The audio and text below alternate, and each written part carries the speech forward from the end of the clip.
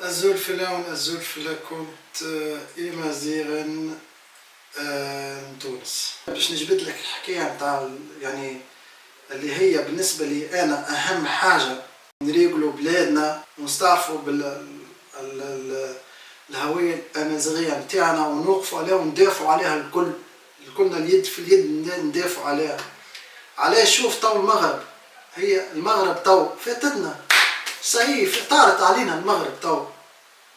احنا قبل حسرة قبل كنا في المرتبة الأولى في التوريست. معناتها هذا دليل اللي المغاربة هما قاعدين يقدموا القدام. كيفاش؟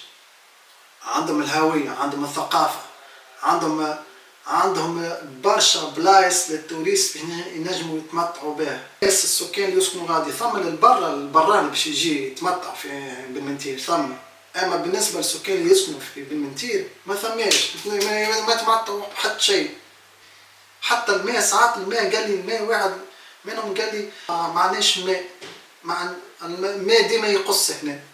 ابي براج قد السماء وتقول لي ما عندكمش ماء تقص؟ فيش تحكي يا معلم؟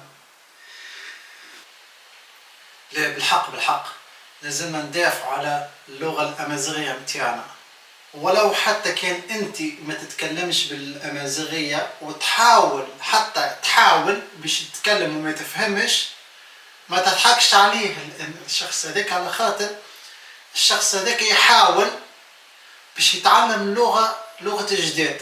عامل مجهود كبير برشا، ولو حتى كي ما تفهمش عامل مجهود باش تتكلم، باش تعاود تتكلم، باش من بعد تفهم، ولو حتى كي تو ما تفهمش. راهي هذه اللغة هذه لغة متاعنا، مش متاع حتى حد آخر، متاعنا احنا. ما ثماش يعني أي واحد نجم يفكها لنا، وما جربوها برشا مرات وما نجحتش، ومازالت هنا إلى يومنا هذا.